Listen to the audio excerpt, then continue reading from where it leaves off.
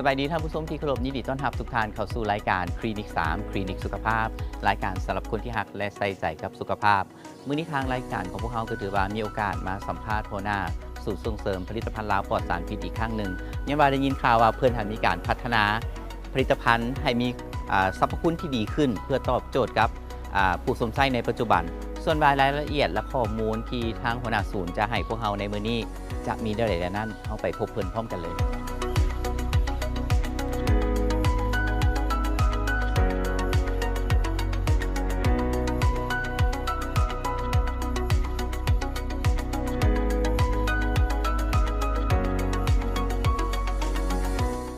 ท่านผู้ชมเข้าร่วมสนทนาในรายการมื้อนี้กระแมนทานคำสิงศรีหาเทพหัวหน้าศูนย์ส่งเสริมผลิตภัณฑ์ลาวปลอดสารพิษสบายดีท่านสบายดีจ้ะยินดีต้อนรับเข้าสู่รายการอีกเทื่อนึงเนาะเจ้าคือมาหาทานย้ำไรก็ได้ความรู้ทางด้านสุขภาพและก็ผลิตภัณฑ์ต่างๆที่ช่วยบำรุงเนาะมื้อนี้ก็สิมาขอความรู้อีกอย่างเพิ่มเติมอีกมื้อนี้เจ้าก่อนอื่นจะไปถามเรื่องการปรับปรุงผลิตภัณฑ์เรื่องสุขภาพอยู่ศูนย์เฮาสิถามก่อนว่าปัจจุบันนี้เฮายังมีผลิตภัณฑ์ใน5หมวดคือเก่าบ่เจ้าผลิตภัณฑ์ลาวปลอดสารพิษของพวกเฮานี่มี5หมวดการผลิตเจ้าแต่ว่าหมวดอันที่1แหละมันผลิตภัณฑ์รับใช้ในครัวเรือนอันที่2แหละผลิตภัณฑ์เพื่อสุขภาพมีซ่ามีกาแฟแล้วก็มียาพื้นเมืองสำเร็จรูปอันที่3มาเลยมันถือว่าผลิตภัณฑ์นวดแผนโบราณหรือว่านวดนั่นแบบพื้นบ้านอันที่4มาเลยมันผลิตภัณฑ์รับใช้กสิกรรมอันนี้เขาก็ได้เฮ็ดเฉพาะที่ใส่ในศูนย์เขาเองบ่ได้ขายบ่จำหน่ายอันที่5มาเลยมันผลิตภัณฑ์พลังงานชีวภาพอันนี้ก็แค่เขาก็มีเครื่องมีของที่ว่ายังรักษาไว้อยู่กับบ่ได้ผลิตว่าซั่นเนาะแต่ว่าก็มีแผนการที่จะนำใส่หรือว่ามาแก้ไขอันนั้นสิ่งเศษเหลือจากพลาสติกนี่มาให้ถือว่าสกัดเป็นน้ำมันครับใช่พวกเอทานอลพวกอย่างพวกเอทานอลพวกอะไรต่างๆเจ้าลักๆปัจจุบันนี้ก็จะเหลือแต่ประมาณ3-4 อย่างมี3หมวดการผลิตที่ว่าได้เล็งใส่แต่อันที่เล็งรัดใส่ที่สุดแล้วก็ที่ว่าจะใส่สุดเลยมันผลิตภัณฑ์เพื่อสุขภาพมีพวกกาแฟมีซ่ามียาเจ้าเพราะของเขาก็เป็นที่นิยมด้วยเนาะอันนี้ถือว่านับแต่ได้ดำเนินการผลิตตั้งแต่น้อยๆมาหาจนว่าใหญ่แล้วก็พัฒนาขึ้นมาจากที่ว่าเฮ็ดด้วยแบบหัตถกรรมก้าวขึ้นมาเป็นกลจักรแล้วก็เป็นอัตโนมัติแล้วก็จะก้าวไปเป็นลักษณะที่ว่าตามนโยบายของรัฐบาลก็ดิจิตอลไปเพราะฉะนั้นเนาะอันนี้เขาก็ถือว่าเป็นความหวังของเขาในต้นหน้าก็ถือว่าปัจจุบันนี้ไปแขวงใดคือพิธีกรไปต่างแขวงก็เห็นผลิตภัณฑ์ขายอยู่น้ำห้างนี่ก็ถือว่าเกือบทั่วประเทศเลยนะท่านเนาะก็คิดว่าไปวัดถูกแขวงแหละแต่ว่ามีบางแขวงก็หลายบางแขวงก็ถือว่าหน่อยเนาะเจ้าอันนี้ก็รู้สึกมีความภาคภูมิใจและก็ดีใจ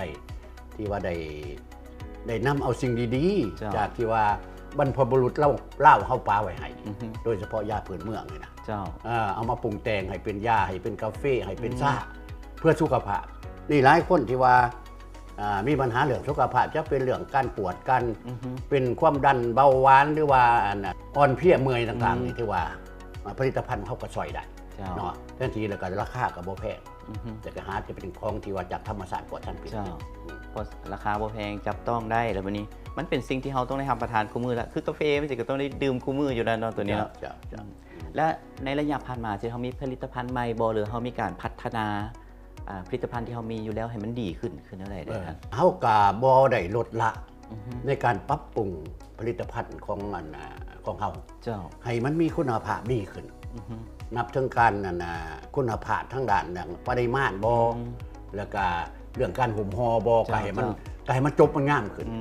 คือทางหน้านี่คือลักษณะทางหน้านี่เนาะตัวนี้เป็นตัวใหม่ตัวนี้มันมาเฮาปรับปรุงคือกาแฟเฮ็ดหมื่นปีจะว่าสูตรบ่มีน้ำตาล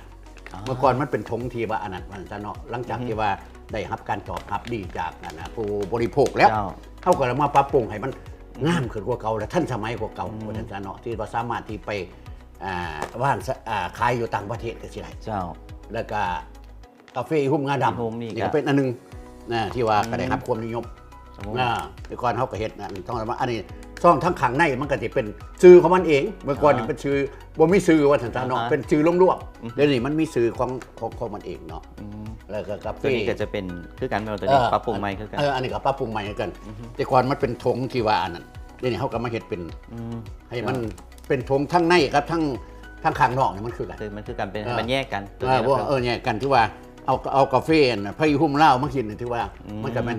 กับซ่องมันนี่คือกัน ใช่มันคือกัน เมื่อก่อนเนี่ยมันเป็นสีเหลืองสีอันนั้นที่ว่ามันคนละสีเนาะบางคนก็อันน่ะอ้าวมันเป็นอย่างคือบ่คือกันเฮาก็อยากเฮ็ดให้มันคือกันแต่หากว่าอิงใส่ว่าเฮาจะต้องเดินไปทะละก้าวแค่พอเฮ็ดหลายไปโลดแต่ว่าตลาดบ่ยอมรับจังซี่เฮาบ่มีทุนมีฮอดหลายคือกับอันน่ะบริษัทใหญ่ๆเขาสมมุติจังเนาะเฮาก็บ่สามารถสิยืนอยู่ได้ เจ้าเอาทดลองตลาดไปน้ำเลยกับปรับปรุงไปน้ำ ปรับปรุงไปนำซึ่งพวกนี้เขาปรับปรุงสูตรน้ำมาเขาเพิ่ม เขาได้เพิ่มมันนะสมมติว่าคือเนี่ยอีหุ่มงาดำสิเนาะแต่ก่อนมันมีแต่อีหุ่มกับงาดำตอนนี้เขาก็ได้เพิ่มเติมเข้ามา2 ชนิด 3 ชนิดเพื่อว่าความหมายของว่าอีหุ่มงาดำนี่เราเป้าหมายเขาอยากเพิ่มเอิ้นว่าแคลเซียมเพื่อไปเสริมสร้างกระดูกคนที่ว่ามีอาการปวดต่างๆนี่ไขข้อมีก็กินได้ตัวนี้ข้อเขาก็เลยว่านอกจากงาดำแล้วมันก็มีพวกพืชต่างๆที่ว่ามันมีแคลเซียมสูงเนาะเขาก็เพิ่มเติมใส่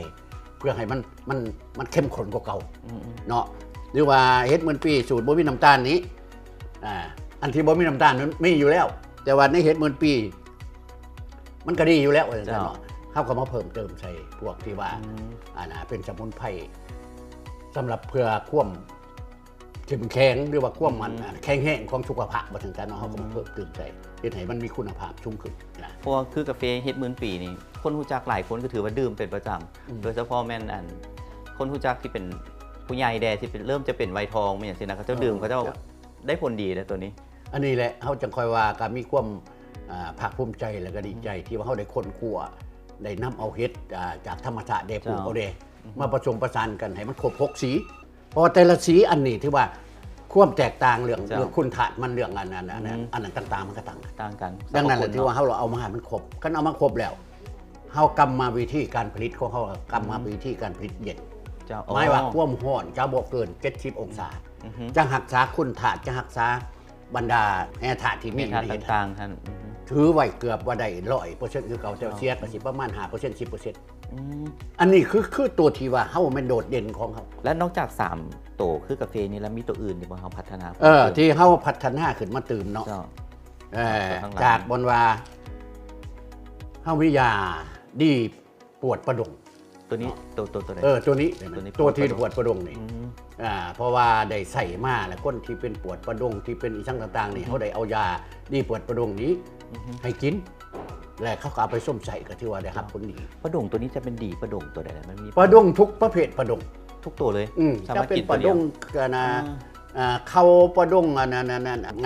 คอประดงที่เส้นประดงกล้ามซีดนึกอื่นที่ว่ามีแต่แก้ปวดเพราะอยู่ในประดงเลยนะเนาะเขาว่าประดงเลยนะคันเว้าภาษาสากลเขาเอื่นว่ารูมาติสเนาะหรือว่าเก้าพยาธิเก้าฮะพยาธิรูมาติสนี่ที่ว่ามันแม่นการไหลเวียนของเลือดของห่างกายเขานี่มันบ่สะดวกอันนั้นก็เป็นสาเหตุหนึ่งสาเหตุอันที่2มากมันก็เป็นในเลือดเขามีกรดยูริกสูงนี่สาเหตุอันที่3มากก็คือว่ากระดูกเขามันจะบอบบางไม่ว่ากินอาหารหรือว่าอันต่างๆที่เขาในแคลเซียมเดี๋ยวบ่เพียงพอจะสั่นตัวนี้มันจะตอบโจทย์ตัวนั้นมันจะช่วยให้ที่ไปแก้ปัญหาตัวนั้นแล้วว่านี่ตัวนี้แหละมันที่ว่ามันในการผสมประสานต่างๆของพืชที่ว่านี่เนาะมันบ่เข้มข้นปานไหนเพราะว่าคนไปกินแล้วเขาว่าก็ดีอยู่ดอกแต่ว่ามันอันกินบักโดนๆจะค่อยรู้สึกว่าจังเนาะเฮาก็เลยว่าอยากปรับให้มันสมดุลให้มันเข้มข้นขึ้นเข้มข้นจากตัวนี้จากตัวนี้เนาะเฮาเรามาใส่เป็นแคลดีแคปเนาะก็แม่นดีประดงที่ว่าเอาภาษานั่นเขามาใส่ที่ว่าเพิ่มแคลเซียมวิตามินดีสั่งต่างๆที่เขาเพื่อไปเพิ่มให้กระดูกเขาอะไรมันที่ว่ามันหนาแน่นขึ้นกระดูกมันนั่นขึ้นเนาะและในนี้มันก็ครบคือกันแต่ว่าไปเพิ่มเติมใส่ก็เห็นมีหลายส่วนผสมหลายตัวส่วนผสมหลายตัวที่เพิ่มขึ้นจากแค่ว่ามันมีส่วนผสมแต่4อย่างเจ้านี่มันมี6อย่างสั่นเนาะอันนี้ก็จากมันว่าบทเรียนของต่างประเทศเขาแล้วก็ตามตำราของพื้นบ้านเขามันก็มีหลายชุดอยู่ในพืชต่างๆเขาก็ไปเลือกหา อันไหนที่ว่ามันนั่นน่ะมีสูงโดนซะเนาะมีแคลเซียมสูงเจ้าเฮาก็ไปเอาตัวนั้นมาอ๋อแล้วเฮาจะฮู้ว่าแคลเซียมมันสูงหรือบ่สูงเนี่ยเฮาฮู้มาจากไสถ้าก็ฮู้มาจากผลวิจัยมาจากเรื่องนี้เฮาใช้ AI เด้อันนี้แหละช่วยได้หลายที่สุดแสดงว่าศูนย์เฮานี่ก็บ่ได้ยุดอยู่บนเก่าในการคิดค้นเนาะเขาพัฒนาอยู่ตลอดเวลาเลยพัฒนาอยู่ตลอดเห็นเขาบอกอยู่บนอื่นเนาะที่มันเขาอยู่จีนบ่อยู่อันไทยบ่อยู่อันในอาเซียนเฮานี่ว่าจังเนาะเฮาก็เอามาค้นคว้าตื่มอยู่บ้านเฮามันมีหลายเฮาก็มาค้นคว้าคือตรงกันอาลีนี่เนาะเฮาไปมาเลเซียไปท่องเที่ยวมาเลเซียเฮาไปเห็นโอ้เขาเอิ้นตรงกันอาลีมาในบ้านเฮาสิเอิ้นกกอีสังนี่จังเนาะมีหลายเฮาก็ยังเสียเอาใจสื่อมันนี่ใส่ตรงกันอาลีตามเขาซะก่อนเพราะว่าคนที่ฮู้ในตรงกันอาลีมันคือครับอยู่ในตระกูลของกกเอียนดอนบ้านเฮาแต่ว่ามันใหญ่กกใหญ่บัดในตระกูลเดียวกันอาจจะเป็นคนละสายพันธุ์คนละสายพันธุ์จ้ะแต่ว่าบ่ได้เบิ่งผลวิจัยของมันหรอกมันก็คือกันสรรพคุณคือกันแต่ว่ามันพมีอันที่ว่าแตกต่างที่ว่ามีอันดีคนนั้นหลายอีกตื่นจ้ะคือว่าได้ยินว่าสิไปเดินทางไปสปปจีนบ่สิไปเบิ่งสิไปเบิ่งทั้งบทเรียนเขาแดแล้วก็เบิ่งทั้งเครื่องจักรเครื่องช่างต่างๆแล้วก็เบิ่งที่ว่าเขาเจ้าก้าวไปสู่อันนั้นน่ะเขาสิกลายเป็นดิจิตอลไปสู่ AI ไปเบิ่งว่าซั่นเนาะเฮานี่ความสิเข้าไปดิจิตอลเนาะตามนโยบายของอันนั้นแต่ว่าเขาหันสิกลายเข้าไปแล้วเขาก็สิไปเอาดิจิตอลเขานี่ก็พอแล้วเฮาไปศึกษาเอาสูตรเอาหยังเอาสูตรเอาการผลิตอีช่างต่างๆของเขาเพื่อว่าให้ได้มาปรับปรุงให้มันได้คุณภาพแล้วก็สามารถที่ว่าเอาไปว่างแสดงโยห้างค้าเขาซุปเปอร์มาร์เก็ตเขาก็พอให้มันเห็นว่าพอไปวัดไปว่าทั้งเขาได้บ่ถึงขันบอกซ้ำเขาดอกวันซะอันซ่าที่ว่าทั้งลูกนี่ไปไลายบอลเนาะจะไปออสเตรเลียสิไปได้บทเรียนจากออสเตรเลียมาคือกันบ้างว่าเขาเห็นยังไงเนาะแล้วก็ไปเห็นอันไหนที่แตกต่างนี่ก็มาคนขัวว่าสิเอาชั้งไปขายให้เขาเนาะบางอันกับคนกลัวได้บางอันกับยังบ่ทันได้ไปสำเร็จผลเจ้าแสดงว่าทานไปมานี่คือจะมีการปรับปรุงสูตรหรือมีการพัฒนาสิ่งดีๆออกมาให้ประชาชนลาวได้นอนจะนอนไปกว่านี้กันเลยก็คิดว่าก็สิเบิ่งแล้วอันไหนที่ว่าเฮามีแต่ว่าเฮาบ่แม่นเอาของเขามาขายเจ้าบ่แม่นเฮาไปเบิ่งของเขาเลยเอามาสิขายหยังเพิ่นจะบอกเฮาไปเบิ่งบทเรียนเขาไปเบิ่งอันนั้นวิธีการเขาเจ้าและเอามาของเฮาที่มีอยู่เนี่ยเฮาจะมาปรับปรุงบ้านเฮานี่อันนี้คือทัศนะของลูกตรงเป็นอย่างนั้นบ่แม่นเฮาไปเบิ่งของเขาเลยเอาของเขามาขายบ่เฮาต้องเอาของเขาหันมาพัฒนามาปรับปรุงกับของเขาแล้วก็เฮาให้มันเป็นชื่อของเฮาเป็นของลาวเฮาเป็นได้บ่นั้นคือมื้อนี้มาถ่ายทำนี่ก็เห็นลูกค้าเขามานี่เอาไปผู้ละ5แก๊ส6แก๊สหลายแล้วเนาะเอากาแฟอย่างไปมื้อนี้ก็ได้ก็ถือว่าทุกมื้อก็มีลูกค้าเพิ่นมาซื้อเนาะเพิ่นมาซื้อก็แม่นว่าถ้าเฮาก็ขอบอกขอบใจเนาะที่ว่าคนลาวเฮาได้ส่งเสริมสุขอยู่กันที่มีโดยว่าเฮ็ดอยู่นี่แหละมันว่าเห็นผู้ที่ว่าส้มใส่ได้หลายแล้วผู้ใดก็เอาไปใส่แล้วบางทีพอโอ้ดีเด้อย่าเด้อซ่ากาแฟแซ่บได้ค่อยกินแล้วโอ้มีเหอมีแห้งดีว่าซั่นเฮาก็ดีใจด้วยเนาะวันนี้ดีใจเนาะมีกำลังใจว่าซั่นเนาะว่าเฮาก็ได้เฮ็ดประกอบชวนให้คนลาวเฮาให้คนที่ว่ามีสุขภาพดีแล้ววันนี้นอกจากเขาผลิตภัณฑ์ที่เขาขายเป็นขายส่งแล้วขายอยู่ในศูนย์เขาสิเนาะและระยะใกล้ๆนี่ปีใหม่ลาวสิมาถึงสิเขาก็มีการจัดเป็นแบบกระตาของขวัญนี่อย่างออกจำหน่ายนะหมดรวมสินค้าส่วนรายเขาก็เฮ็ดตามคำสั่งหรือว่าออเดอร์ของคือทั้งหลังนี้ก็ออเดอร์ทั้งหลังนี่ก็ถือว่าเขาก็เฮ็ดคันเฮ็ดไว้จังซี่แล้วก็มีคนมาซื้อไปแล้วว่าซั่นเนาะแต่ละปีมาเขาก็ได้เฮ็ดไว้คือทั้งหลังนี่ก็เป็นตัวอย่างอันนึงที่เขาเฮ็ดไว้บางทีคนอยากเอากระตาไปไปอวยพรพ่อแม่ผู้รักผู้ใหญ่หรือว่าอะไรมันมาผู้มีอันนั้นครูบาอาจารย์นี่ที่ว่าผลิตภัณฑ์ของเขานี่มีทั้งยามีทั้งเครื่องใส่มีทั้งน้ำมันนวดมีทั้งซ่ามีทั้งกาแฟเอิ้นมาครบบ่มีเหล้ามียาเพราะว่าเหล้ายาเป็นแบบนี้น่าจะดีกว่าเนาะให้กับคนเดียวหักไม่อย่างนั้นสิส่งสุขภาพดีๆให้เนาะอันนี้อะไรมันที่ว่ามันจะเป็นเป้าหมายของศูนย์ส่งเสริมผลิตภัณฑ์ปลอดสารพิษเพราะว่าเขาได้ว่างคำควรไว้ว่าผลิตภัณฑ์ลาปลอดสารพิษนี่แม่นว่าธรรมชาติปลอดสารพิษ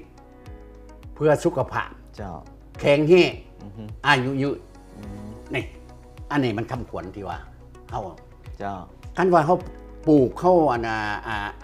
เก็บเขาอันเรื่องว่าสมาชิกเขาที่สนองวัตถุดิบให้เขาเนี่ยเขาก็บอกว่าบ่ต้องใส่ยาได้ เจ้า บ่ต้องเอายาฆ่าหญ้าฆ่าหยังไปใส่ได้เนาะแล้วก็บ่ต้องถ้าบ่จำเป็นก็บ่ใส่ปุ๋ยเคมีได้เอาธรรมชาติมันเลย เขาควบคุมตั้งแต่ขั้นตอนทำอิฐเลยโดย ขั้นตอนทำอิฐหลดคือบางคนจะไปใส่เคมีไปใส่นั่นนี่ต่างๆบ่เขาบอกเขาบ่เอาเขาต้องเอาในลักษณะที่ว่าจากธรรมชาติ เจ้าคืออันเป็นกระตาของขวัญอย่างซี่นะอันสมมติว่าลูกค้าเขาเจ้าต้องการเป็นรีเควสได้บอกว่าเขาต้องการผลิตภัณฑ์ตัวนี้รวบรวมให้ ได้เฮ็ดได้โอ้ต้องการนี่เอาราคานะบ่แพงเด้อว่าซั่นเองก็มี300,000 400,000 500,000สูงสุดก็600,000นี่แหละเอาบ่มีดอกก่อนเ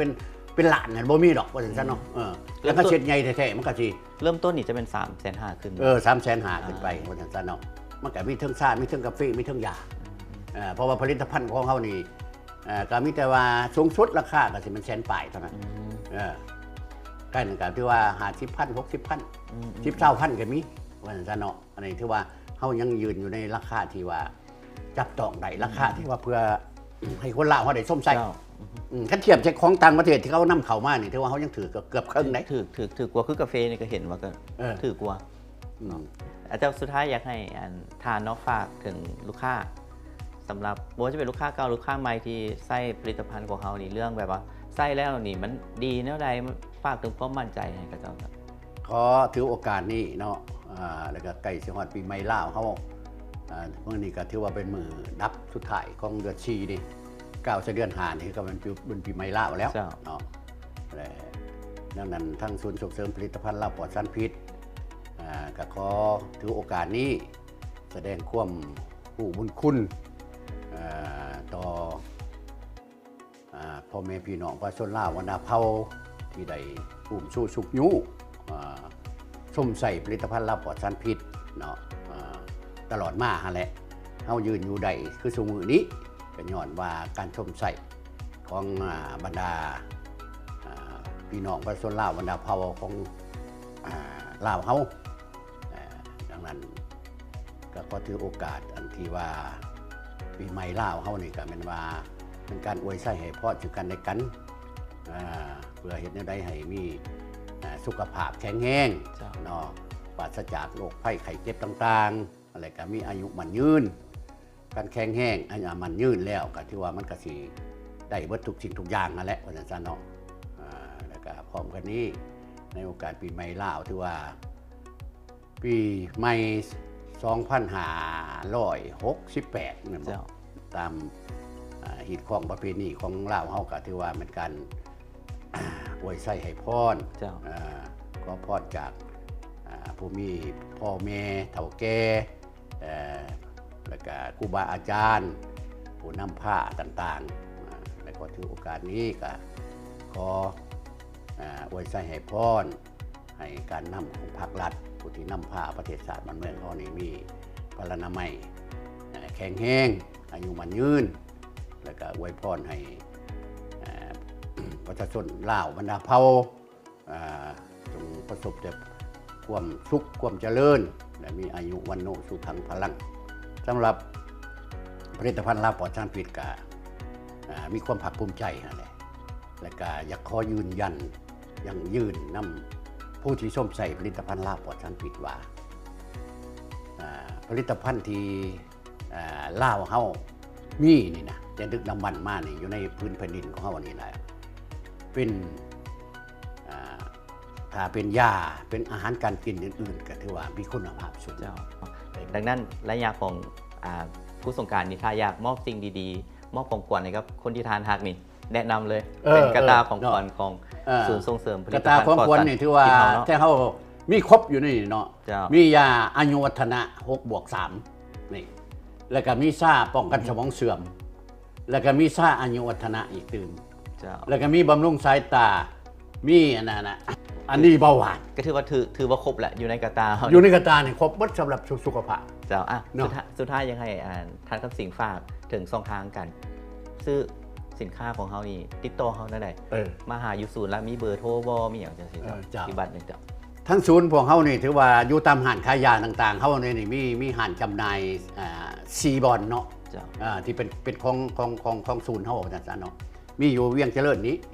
ที่ว่าเป็นเทิงโรงงานเป็นเทิงบ่อนว่างแสดงแล้วก็บ่อนจำหน่าย เจ้า ครบอยู่นี่แหละแม่นว่าครบหมดแหละมันสินี่เนาะและบ่อนที่2แหละมันที่ว่าห้านขายยาวัฒนะห้านขายยาวัฒนะนี่แหละมันว่าของครอบครัวเฮานี่แหละ เจ้า ของลูกชายเพิ่นเป็นผู้เปิดเป็นผู้เจ้าของว่าจังซั่นเนาะก็มันอยู่ในครอบครัวเฮานี่แหละว่าซั่นอยู่สีไข่วัฒนะ1น่ะวัฒนะ2น่ะอยู่อนุเนาะอันซั่นแหละถือว่ามีเกือบครบคือกันนั่นแหละว่าซั่นเนาะอันที่4มาแหละมันอยู่นางาซึ่งเป็นบอนนั่นเป็นบอนที่ว่าสำหรับเพื่อบอนปลูกรักษาพันธุ์เนาะยาพื้นเมืองไว้จำนวนหนึงอันนั้นแหละที่ว่าที่เฮาก็นอกจากนั้นแหละมันถือว่าอยู่ตามห้านขายยาที่ว่าเพิ่นเป็นค้าประจำอยู่นี่ก็มีหลายห้านใหญ่ๆเนาะเป็นต้นว่าห้านหนูเผือกบ่ห้านขายยาน่ะใสสะอาดก็มีจำนวนหนึงแล้วก็ห้านขายยาน่ะที่ว่าเพิ่นเฮ็ดก็เรื่องขายส่งขายยกนะเกือบว่ามีเบิดเนาะสำหรับผลิตภัณฑ์ของเฮาแล้วก็ห้านขายส่งต่างๆที่ว่าอยู่ตามตลาดเนาะแล้วก็อยู่บนซุปเปอร์มาร์เก็ตมินิมาร์เก็ตจะเป็นก๊อกจะเป็นทิฟฟี่จะเป็นอีสั่งต่างๆนี่ที่ว่าแต่ว่าก็ยังบ่ครบเนาะอาจจะมันขาดมีบางอันบ่ได้ครบขึ้นอยู่นี่แต่ว่าคันอยู่ในข้อหลวงเหมือนกันนี่ที่ว่าก็อยากเชิญชวนให้มาย่างมาแหละมาเยี่ยมชมศูนย์เฮานี่อยู่ศูนย์เฮานี่นะมาเยี่ยมชมว่ามันมีอีหลีบ่เนาะมันจะครบถ้วนเลยอยู่นี่ถ้าว่าต้องการในคำอธิบายสั่งต่างๆก็ที่ว่าจะให้ข้อมูลเนาะในการรักษาจัดต่างๆแล้วอยู่ตั้งแขวงนี่ที่ว่าที่เฮามีเอิ้นว่าเอาไปจำหน่ายหลายนี่หลวงพระบางเนาะวังเวียงนั่นนี่นะและอุดมไส้หลวงน้ำท่าเนาะแล้วก็เชียงขวางตลอดลงมาจากแขวงเวียงจันทร์คำมวลสวรรณเขตจำปาสักเช่กองอัตตปือก็มีครบแล้วนะเกือบครบสารวัตรถือว่าทุกแขวงนี่คือว่าอาจจะบ่มีตัวแทนจำหน่ายแต่ว่ามีคนที่เอาไปส้มใส่แล้วก็เขาเอาไปขายต่ออันนี้มีเขาเห็นผลแล้วไปขายต่อประเทศก็ถือว่าใน2 ปีมานี้ก็ถือว่าผลิตภัณฑ์ลาบปลอดสารพิษก็ได้รับความนิยมสมควรสูงขึ้นสมควรสักกันเทียบใช้หลายปีผ่านมาเพราะฉะนั้นเนาะจากวันนี้ขอบใจท่านกับสิ่งหลายๆสำหรับข้อมูลเกี่ยวกับผลิตภัณฑ์ใหม่รวมถึงแผนต้นหน้าของศูนย์เฮาเนาะว่าจะมีการเดินหน้าหรือพัฒนาตื่มในหลายเจ้าโอกาสหน้าอาจจะได้มาสนทนากันเพิ่มเติมเกี่ยวกับผลิตภัณฑ์ที่คนลาวสนใจเพราะมีตัวอย่างหลายๆตัวที่แบบคนลาวก็สนใจไปปัวและเห็นผลเนาะจ้าวันนี้ขอบใจหลายๆเจ้าเอาละท่านผู้ชมฮอดนี้เวลาทางรายการของพวกเราจบลงแล้วข้าพเจ้าทีมงานพร้อมด้วยแขกรับเชิญลาทุกท่านไปก่อนพบกันใหม่อาทิตย์หน้าสำหรับอาทิตย์นี้สบายดี